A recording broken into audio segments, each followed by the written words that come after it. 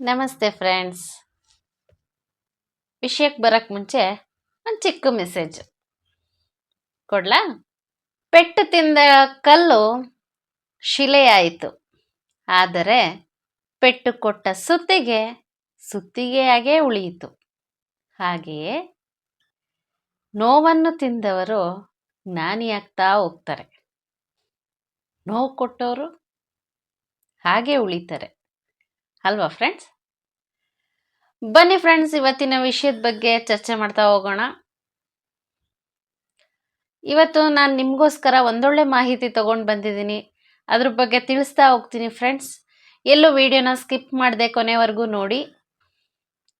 ಯಾರೆಲ್ಲ ಹೊಸದಾಗಿ ನನ್ನ ಚಾನಲ್ ನೋಡ್ತಾ ಇದ್ದೀರಾ, ದಯವಿಟ್ಟು ಒಂದು ಸಬ್ಸ್ಕ್ರೈಬ್ ಆಗಿ ಅಂತ ಕೇಳ್ತೀನಿ. ಏಕೆಂದರೆ ನನ್ನ ನೆಕ್ಸ್ಟ್ ವಿಡಿಯೋದಲ್ಲಿ ಬರುವಂಥ ಮಾಹಿತಿಗಳು ನಿಮ್ಗೆ ತಿಳಿಬೇಕು ಅಂತ ಅಂದರೆ ನೀವು ನನ್ನ ಚಾನಲ್ನ ಸಬ್ಸ್ಕ್ರೈಬ್ ಆಗಬೇಕು. ಸೊ ಬನ್ನಿ ವಿಡಿಯೋನ ಸ್ಟಾರ್ಟ್ ಮಾಡೋಣ. ಇವತ್ತು ನಾನು ಮಾತಾಡಕ್ಕೆ ಹೊರಟಿರೋದು ನಾವು ದಿನನಿತ್ಯ ನಮ್ಮ ಅಡಿಗೆ ಮನೆಯಲ್ಲಿ ಉಪಯೋಗಿಸುವಂಥ ಒಂದು ವಸ್ತುವಿನ ಬಗ್ಗೆ. ಈ ವಸ್ತು ಎಲ್ಲರೂ ನೋಡಿರ್ತಾರೆ, ಎಲ್ಲೆಲ್ಲೂ ಇರುತ್ತೆ. ಅದೇನು ಅಂತ ಕೇಳ್ತಾ ಇದ್ದೀರಾ? ಈರುಳ್ಳಿಲೇನಿದೆ ವಿಶೇಷ? ಈರುಳ್ಳಿ ಇಲ್ಲದೆ ಅಡುಗೆ ಆಗುತ್ತೇನ್ರಿ? ಬೇಳೆ ಸಾರಿಗೂ ಬೇಕು ಈರುಳ್ಳಿ, ಯಾವುದೇ ಒಂದು ತಿಂಡಿಗೂ ಬೇಕು ಈರುಳ್ಳಿ.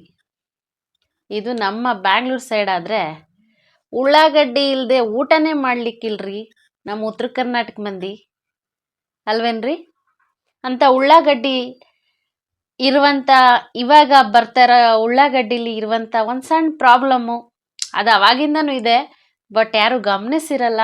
ಕೆಲವೊಬ್ರು ಗಮನಿಸಿರ್ತಾರೆ, ಕೆಲವೊಬ್ರು ಗಮನಿಸಿರಲ್ಲ. ಬಟ್ ಎಲ್ಲರೂ ಗಮನಿಸ್ಲಿ ಅನ್ನೋದಕ್ಕೋಸ್ಕರ ಈ ಮಾಹಿತಿನ ನಾನು ಇವತ್ತು ಕೊಡ್ತಾ ಇದ್ದೀನಿ ಫ್ರೆಂಡ್ಸ್. ಬನ್ನಿ ವಿಷಯನ ನೋಡ್ತಾ ಹೋಗೋಣ. ಫ್ರೆಂಡ್ಸ್, ನಮಗೆ ಆವಾಗೆಲ್ಲ ಪಾಠ ಇರ್ತಾಯಿತ್ತು. ಏನಂದರೆ ಈ ಜೀವಶಾಸ್ತ್ರದ ಬಗ್ಗೆ ಪಾಠ ಇರ್ತಾಯಿತ್ತು ನಮ್ಮ ಸ್ಕೂಲಲ್ಲೆಲ್ಲ, ಕ್ಲಾಸಲ್ಲೆಲ್ಲ. ಸೊ ಅದರಲ್ಲಿ ಬರ್ತಾಯಿತ್ತು ಏನದು, ಬೂಸ್ಟ್, ಈಸ್ಟ್ ಮತ್ತು ಶಿಲೀಂಧ್ರಗಳು ಅಂತ. ಆವಾಗ ನಮ್ಗೆ ಅದ್ರ ಬಗ್ಗೆ, ನಾವು ಅವಾಗೆಲ್ಲ ಎಲ್ಲಿ ಪಾಠ ಕೇಳ್ತಿದ್ವಿ, ಆಟ ಆಡ್ತಿದ್ವಿ ಅಲ್ವಾ. ಸೊ ಅದ್ರ ಬಗ್ಗೆ ಜಾಸ್ತಿ ನಾವು ಇಂಟ್ರೆಸ್ಟ್ ಕೊಟ್ಟಿಲ್ಲ. ಇವಾಗ ಅದ್ರ ಬಗ್ಗೆ ತಿಳ್ಕೊಳ್ಳುವಂಥ ಟೈಮ್ ಬಂದಿದೆ. ಸೊ ಹಾಗಾಗಿ ಅದ್ರ ಬಗ್ಗೆ ನಾನು ತಿಳಿಸ್ತಾ ಇದ್ದೀನಿ. ಈಗ ನೀವು ಎಲ್ಲಾದರೂ ನೋಡಿ, ಈರುಳ್ಳಿ ಮೇಲೆ ಕಪ್ಪು ಕಪ್ಪು ಆಗಿ ಇರುತ್ತೆ. ಏನದು, ಏನಕ್ಕಾಗಿರುತ್ತೆ? ಅದನ್ನು ಡೈರೆಕ್ಟ್ ನಾವು ತಿನ್ನೋದ್ರಿಂದ ಏನಾಗತ್ತೆ, ಏನೆಲ್ಲ ಸಮಸ್ಯೆ ಫೇಸ್ ಮಾಡಬೇಕಾಗತ್ತೆ ಅಂತ ಮಾಹಿತಿ ಕೊಡ್ತಾ ಇದ್ದೀನಿ. ದಯವಿಟ್ಟು ಇದು ಎಲ್ಲರೂ ತಿಳ್ಕೊಳ್ಬೇಕಾಗಿರುವಂಥ ಮಾಹಿತಿ ಆಗಿರೋದ್ರಿಂದ, ಇದು ನಮ್ಮ ಹೆಲ್ತ್ ಟಿಪ್ಸ್ ಆಗಿರೋದ್ರಿಂದ ನಿಮ್ಗೆ ಎಲ್ರಿಗೂ ಉಪಯೋಗವಾಗಿರುವಂಥ ಮಾಹಿತಿ ಆಗಿದೆ. ಸೊ ಎಲ್ಲೂ ಸ್ಕಿಪ್ ಮಾಡಬೇಡಿ. ಈರುಳ್ಳಿ ಆಗದೇ ಇರೋ ಅಡುಗೆ ಎಲ್ಲೂ ರುಚಿನೇ ಕೊಡೋದಿಲ್ಲ.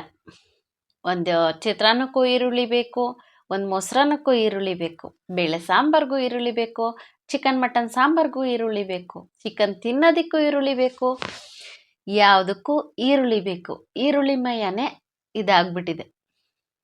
ಈ ಈರುಳ್ಳಿಯಿಂದ ತುಂಬ ಇದು ಆರೋಗ್ಯಕ್ಕೆ ತುಂಬ ಹೆಲ್ಪ್ಫುಲ್ ಅಂತಲೂ ಹೇಳ್ಬೋದು.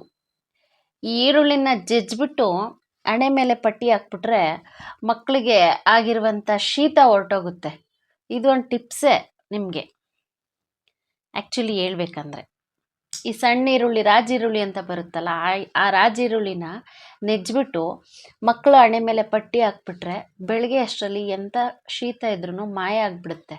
ಅಷ್ಟು ಶಕ್ತಿ ಇರುವಂಥ ಈರುಳ್ಳಿ. ಆ ಈರುಳ್ಳಿಗೂ ತಪ್ಪಿಲ್ಲ ರೀ, ಕಲೆ ಬರ್ತಾ ಇದೆ. ಏನು ಕಲೆ ಅಂದರೆ ಕಪ್ಪು ಕಲೆ. ಎಲ್ಲ ಮೇಲೆಲ್ಲ ಕಪ್ಪು ಕಪ್ಪು, ಒಂದು ಸಿಪ್ಪೆ ಒಂದು ಲೇಯರ್ ತೆಗೆದ್ರೆ ಸಾಕು, ಫುಲ್ಲು ಬ್ಲ್ಯಾಕ್ ಬರ್ತಾ ಇದೆ. ಏನಕ್ಕೆ ಬರ್ತಾ ಇದೆ ಅದು ಅಂತ ಯಾರು ಇದುವರೆಗೂ ಕಂಡುಹಿಡಿಯೋಕ್ಕಾಗಿಲ್ಲ ಅನಿಸುತ್ತೆ. ಬಟ್ ಬರ್ತಾ ಇದೆ. ಅದರಿಂದ ಪ್ರಾಬ್ಲಮ್ ಏನಾಗ್ಬೋದು ಅಂತ ನಾವು ತಿಳ್ಕೊಬೋದು ಇವಾಗ. ಆ್ಯಕ್ಚುಲಿ ಅದು ಬೂಸ್ಟ್ ಅಲ್ಲ, ಈಸ್ಟ್ ಅಲ್ಲ. ನಾನು ಅವಾಗಲೇ ಹೇಳಿದೆ ಬೂಸ್ಟ್, ಈಸ್ಟ್ ಮತ್ತು ಶಿಲೀಂಧ್ರಗಳು ಅಂತ.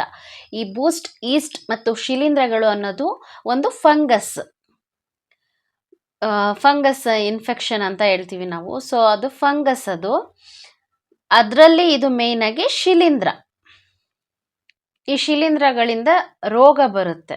ಈ ಶಿಲೀಂಧ್ರಗಳು ಎಲ್ಲಿ ಬೆಳೆಯುತ್ತೆ ಅಂದರೆ ಎಲ್ಲಿ ಮಣ್ಣು ತೇವಾಂಶದಿಂದ ಕೂಡಿರುತ್ತೋ ಅಲ್ಲಿ ಈ ಶಿಲೀಂಧ್ರಗಳು ಬೆಳೆಯುತ್ತೆ. ಸೊ ನಾವು ಈರುಳ್ಳಿ ಬೆಳೆಯುವಾಗ ನೀರು ಹಾಕಿರ್ತೀವಿ. ಸೊ ಅಲ್ಲಿ ಏನಾಗುತ್ತೆ, ಈ ಶಿಲೀಂಧ್ರಗಳು ಈರುಳ್ಳಿ ಮೇಲೆ ಬೆಳೀತಾ ಹೋಗ್ತಾ ಇದೆ.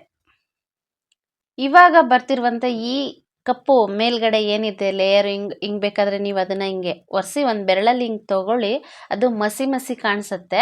ಅದನ್ನು ನೀವೇನಾದರೂ ಡೈರೆಕ್ಟಾಗಿ ತಿಂದರೆ ಅದರಿಂದ ನಿಮಗೆ ಅಲರ್ಜಿ ಸ್ಟಾರ್ಟ್ ಆಗುತ್ತೆ. ಅದರಿಂದ ಅಲರ್ಜಿ ಸ್ಟಾರ್ಟ್ ಆಗೋದಲ್ಲದೆ ಇದು ನಮ್ಮ ಸ್ಕಿನ್ ಮೇಲೆ ಡೈರೆಕ್ಟ್ ಪರಿಣಾಮವನ್ನು ಬೀರುತ್ತೆ. ಈ ಶಿಲೀಂಧ್ರಗಳಿಂದ ನಮ್ಮ ಶ್ವಾಸಕೋಶಕ್ಕೆ ಸಂಬಂಧಪಟ್ಟಂತೆ ಉಸಿರಾಟಕ್ಕೆ ಪ್ರಾಬ್ಲಮ್ ಆಗತ್ತೆ ಅಂತ ತಿಳಿಸ್ಕೊಟ್ಟಿದ್ದಾರೆ. ಸೊ ಈ ಈರುಳ್ಳಿ ಮೇಲಿರುವಂಥ ಈ ಬ್ಲ್ಯಾಕ್ ಮಸಿ ಏನಿದೆ ಇದನ್ನು ನಾವು ಡೈರೆಕ್ಟಾಗಿ ಏನಾದರೂ ತಿಂದರೆ ಶ್ವಾಸಕೋಶಕ್ಕೆ ಉಸಿರಾಟಕ್ಕೆ ತೊಂದರೆ ಆಗತ್ತೆ ಅಂತ ತಿಳಿಸ್ತಾ ಇದ್ದಾರೆ ಫ್ರೆಂಡ್ಸ್. ಉಸಿರಾಟಕ್ಕೆ ತೊಂದರೆ ಆಗೋದಲ್ಲದೆ ನಮ್ಮ ಶ್ವಾಸಕೋಶದ ಒಳಗೆ ಸೋಂಕುಗಳು ಬೆಳೆಯುವಂಥ ಸಾಧ್ಯತೆ ಇದೆ ಅಂತ ಹೇಳ್ತಾ ಇದ್ದಾರೆ, ಮಾಹಿತಿ ಬರ್ತಾ ಇದೆ. ಈರುಳ್ಳಿ ತಿನ್ನೋದ್ರಿಂದ ನಮಗೆ ರೋಗ ನಿರೋಧಕ ಶಕ್ತಿ ಹೆಚ್ಚುತ್ತೆ ಅನ್ನೋದು ಇರುವಂಥದ್ದು. ಬಟ್ ಈ ಶಿಲೀಂಧ್ರ ಇರುವಂಥ ಈ ಮಸಿಯಾಗಿರುವಂಥ ಶಿಲೀಂಧ್ರ, ಬ್ಲ್ಯಾಕ್ ಶಿಲೀಂಧ್ರ ಏನಿದೆ ಅದನ್ನು ನಾವೇನಾದರೂ ಡೈರೆಕ್ಟಾಗಿ ಸೇವಿಸಿದ್ರೆ ಜೀರ್ಣಕ್ರಿಯೆಗೆ ಪ್ರಾಬ್ಲಮ್ ಆಗುತ್ತೆ. ಜೊತೆಗೆ ಏನು ಹೇಳ್ತೀವಿ, ರೋಗ ನಿರೋಧಕ ಶಕ್ತಿ ಹೆಚ್ಚಾಗಲ್ಲ, ಕಡಿಮೆ ಆಗ್ತಾ ಹೋಗುತ್ತೆ. ಇಂಥ ಫಂಗಸ್ ಆಗಿರುವಂಥ ತುಂಬ ಡೇಂಜರಸ್ ಫಂಗಸ್ ಆಗಿರುವಂಥ ಈ ಶಿಲೀಂಧ್ರ ಹೊಂದಿರುವ ಈರುಳ್ಳಿಯನ್ನು ನಾವು ಬಳಸಬೇಕೋ ಬೇಡವೋ ಅನ್ನೋದು ತುಂಬ ಗಂಭೀರವಾದ ವಿಷಯ ಆಗಿರುತ್ತೆ. ಸೊ ಇದನ್ನು ಯಾವ ರೀತಿ ಬಳಸ್ಬೋದು, ಏನು ತೊಂದರೆ ಆಗುತ್ತೆ ತೊಂದರೆ ಆಗಲ್ಲ ಅನ್ನೋದನ್ನು ನೋಡೋಣ ಫ್ರೆಂಡ್ಸ್. ಈ ರೀತಿ ಈರುಳ್ಳಿನ ಬಳಸೋದು ಸುರಕ್ಷಿತನ ಅಸುರಕ್ಷಿತನ ಅನ್ನೋದೇ ಕನ್ಫ್ಯೂಷನಲ್ಲಿರುತ್ತೆ.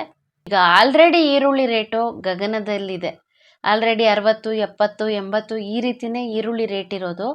ಅದರಲ್ಲೂ ಈ ಥರ ಈರುಳ್ಳಿ ಬಂದಾಗ ಅದನ್ನು ಬಿಸಾಕಬೇಕಾ, ತಿನ್ನಬೇಕಾ, ಅಡುಗೆಗೆ ಬಳಸ್ಬೋದಾ ಇಲ್ವಾ, ಇದನ್ನು ತುಂಬ ನಾವು ಯೋಚನೆ ಮಾಡ್ತೀವಿ.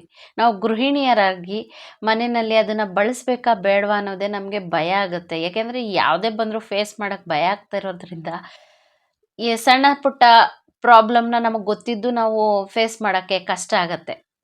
ಇದರಿಂದ ಎದುರೋ ಅವಶ್ಯಕತೆ ಏನಿಲ್ಲ. ಇದನ್ನು ನೀಟಾಗಿ ನಾವು ಯಾವ ರೀತಿ ಬಳಸ್ಬೋದು ಅಂತ ನಾನಿವಾಗ ಮಾಹಿತಿ ಕೊಡ್ತೀನಿ.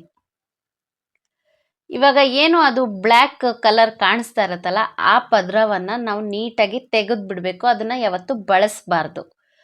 ಅದು ಒಂದು ಲೇಯರ್ ಅಥವಾ ಒಂದೊಂದು ಸಾರಿ 2 ಲೇಯರ್, ಅದು ಏನು ಚರ್ಮ ಏನಾದರೂ ಇದ್ದರೆ ಅದನ್ನು ಏನು ಸಿಪ್ಪೆ ಚರ್ಮ, ಅದು ಈರುಳ್ಳಿಗೆ ಚರ್ಮ, ನಮಗೆ ಹೇಗೆ ಸ್ಕಿನ್ ಮೇಲೆ, ನಮಗೆ ಹೇಗೆ ಮಾಂಸದ ಮೇಲೆ ಚರ್ಮ ಇದೆ ಅದೇ ಥರ ಅದಕ್ಕೂ ಚರ್ಮನೇ. ಅದು ಈರುಳ್ಳಿ ಸಿಪ್ಪೆಯನ್ನು ನಾವು ತೆಗೆದಾಗ ಅದು ಒಂದು ಲೇಯರ್ ಫುಲ್ಲು ಬ್ಲ್ಯಾಕ್ ಮಾರ್ಕ್ ಇರುತ್ತೆ. ಅದನ್ನು ನಾವು ನೀಟಾಗಿ ತೆಗಿಬೇಕು. ಇದನ್ನು ನಾವು ಶಿಲೀಂಧ್ರ ಹೊಂದಿರುವಂಥ ಈರುಳ್ಳಿಯನ್ನು ನಾವು ತಣ್ಣೀರು ಅಥವಾ ಉಗುರು ಬೆಚ್ಚಗಿನ ನೀರಲ್ಲಿ ಒಂದು ಸಾರಿ ನೀಟಾಗಿ ವಾಶ್ ಮಾಡಬೇಕು, ತೊಳಿಬೇಕು ಅದನ್ನು. ಅಥವಾ ನಾವು ಮಾರ್ಕೆಟಿಂದ ತರುವಾಗಲೇ ಫ್ರೆಶ್ ಆಗಿರುವಂಥ ಈರುಳ್ಳಿನ ಆದಷ್ಟು ತರೋಕ್ಕೆ ಪ್ರಯತ್ನ ಪಡಬೇಕು. ಇದನ್ನೇ ನಾವು ತಂದಾಗ ನೀಟಾಗಿ ಪದರನ ತೆಗೆದು, ಲೇಯರ್ ತೆಗೆದು ಅದನ್ನು ನೀಟಾಗಿ ವಾಶ್ ಮಾಡಿ ನಾವು ಬಳಸಬೇಕು. ಅಕಸ್ಮಾತ್ ಆ ಈರುಳ್ಳಿನಲ್ಲಿ ಒಂದು 2-3 ಲೇಯರ್ ಫುಲ್ಲು ಅದೇ ಬ್ಲ್ಯಾಕ್ ಮಾರ್ಕ್ ಇದ್ದರೆ ದಯವಿಟ್ಟು ಆ ಈರುಳ್ಳಿನ ಬಳಸೋಕ್ಕೆ ಹೋಗಬೇಡಿ, ದಯವಿಟ್ಟು ಅದನ್ನು ಬಿಸಾಕ್ಬಿಡಿ ಅಂತಲೇ ಹೇಳ್ತೀನಿ.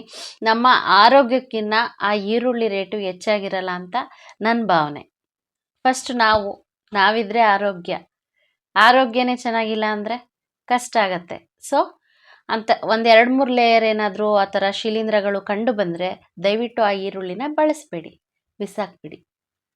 ನಾವು ಈರುಳ್ಳಿನ ಮಾರ್ಕೆಟಿಂದ ತರ್ತೀವಿ, ತಂದ ತಕ್ಷಣ ನಾವು ನಮ್ಮ ಡೈರೆಕ್ಟ್ ಅಡುಗೆ ಮನೆಗೆ ಇಡ್ತೀವಿ.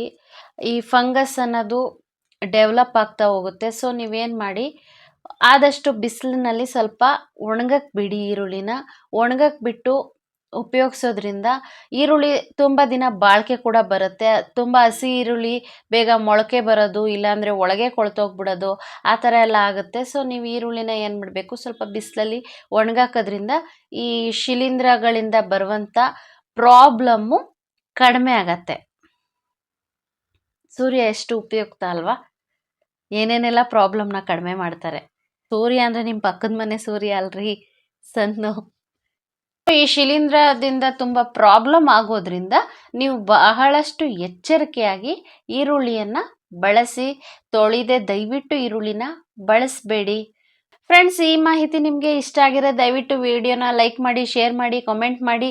ಯಾರೆಲ್ಲ ಹೊಸದಾಗಿ ಚಾನಲ್ನ ನೋಡ್ತಾ ಇದ್ದೀರಾ ದಯವಿಟ್ಟು ಒಂದು ಸಬ್ಸ್ಕ್ರೈಬ್ ಆಗಿ ಫ್ರೆಂಡ್. ನನ್ನೆಲ್ಲ ಮುಂದಿನ ಮಾಹಿತಿಗಳು ನಿಮಗೆ ತಿಳಿಯುತ್ತಾ ಹೋಗುತ್ತೆ. ನಮಸ್ತೆ ಫ್ರೆಂಡ್ಸ್.